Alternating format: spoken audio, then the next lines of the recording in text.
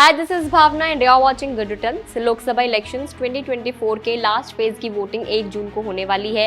इसी दिन शाम को एग्जिट पोल्स आने शुरू हो जाएंगे एंड फाइनली 4 जून को इलेक्शंस के रिजल्ट्स अनाउंस होंगे। इसके बाद पिक्चर एकदम क्लियर हो जाएगी कि मोदी सरकार तीसरी बार सत्ता में वापसी करेगी या कोई बदलाव होगा। रिजल्ट्स को लेकर इधर मार्केट एक्सपर्ट्स भी काफी सतर्क हैं। इसके अलावा कई निवेशक जानना चाहते हैं कि क्या लोकसभा इलेक्शंस के रिजल्ट्स आने से पहले अपने शेयर्स को बेचकर दूर हो जाना चाहिए या फिर बाजार में बने रहना चाहिए, और कौन से ऐसे सेक्टर्स हैं जिनके शेयर्स पर दांव लगाया जा सकता है।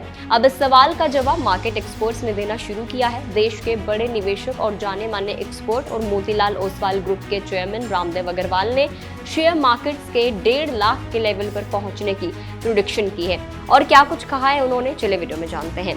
देखिए, उनका कहना है कि निफ्टी 50 अगले 15-17 सालों में 1.5 लाख तक पहुंच जाएगा। वहीं सेंसेक्स तो अगले 5-6 सालों में ही 1.5 लाख का आंकड़ा छू लेगा, मगर इस दौरान बाजार कई हिचकोले भी खाएगा, कई करेक्शंस आएंगी।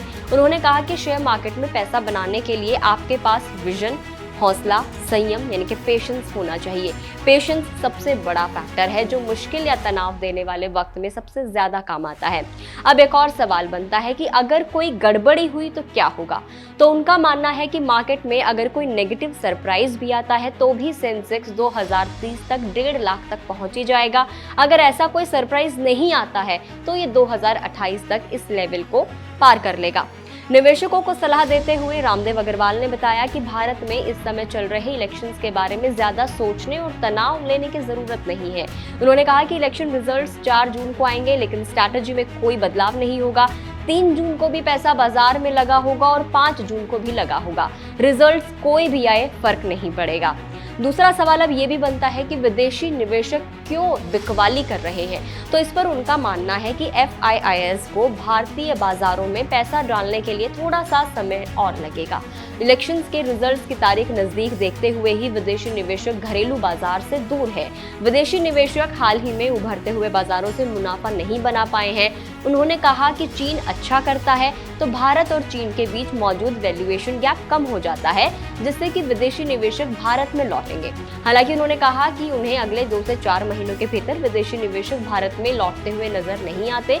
ब्याज दरों में कटौती, कंपनियों के अच्छे नतीजे और कम वैल्यूएशन को देखकर FIIs वापस लौटेंगे। एक और बात जो आप सब भी जानना चाहते हैं कि कौन से सेक्टर्स में बूम आएगा। तो लगातार तीसरी बार मोदी सरकार सत्ता में वापसी करती है तो डिफेंस, इंफ्रास्ट्रक्चर, रेलवे और कैपिटल गुड्स कंपनियों के शेयर्स में तेजी आएगी, क्योंकि ये ऐसे सेक्टर्स हैं जहां सरकार फोकस्ड है और इसमें पैसा लगाया है। इसीलिए अगर अगले 5 सालों के लिए मोदी सरकार बनती है तो ये सेक्टर्स बूस्ट करेंगे।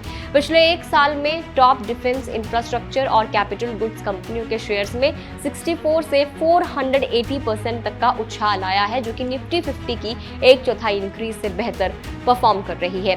तो ये सेक्टर्स हैं और ये कुछ सवालों के जवाब थे जो आई एम श्योर आप सब भी जानना चाहते होंगे, जो मोतीलाल ओसवाल ने हाल ही में दिए एक इंटरव्यू में सारे सवालों का जवाब दे दिया है। आपको जानकारी कैसी लगी और आप क्या कुछ उम्मीद कर रहे हैं शेयर मार्केट से 4 जून के लिए और उससे पहले जब 1 जून को लास्ट फेज की वोटिंग होनी है, वो हमें कॉमेंट सेक्शन में आप बता सकते हैं। इसके अलावा अगर आपका कोई ऐसा सवाल है, आपका कोई ऐसा डाउट है इलेक्शंस और शेयर मार्केट को लेकर, तो आप हमें कमेंट सेक्शन में पूछ सकते हैं। बहुत जल्द गुड रिटर्न्स पर काफी सारे इंटरव्यूज हम लोग लेकर आ रहे हैं, जिसमें हम आपके सारे डाउट्स क्लियर करने की कोशिश करेंगे। वीडियो में इतना ही। जानकारी कैसी लगी जरूर शेयर करें दोस्तों के साथ। इस वीडियो को फेसबुक पर देख रहे हैं तो फेसबुक पेज को लाइक करें। यूट्यूब पर गुड रिटर्न्स को देख रहे हैं तो चैनल को सब्सक्राइब करना ना भूलें।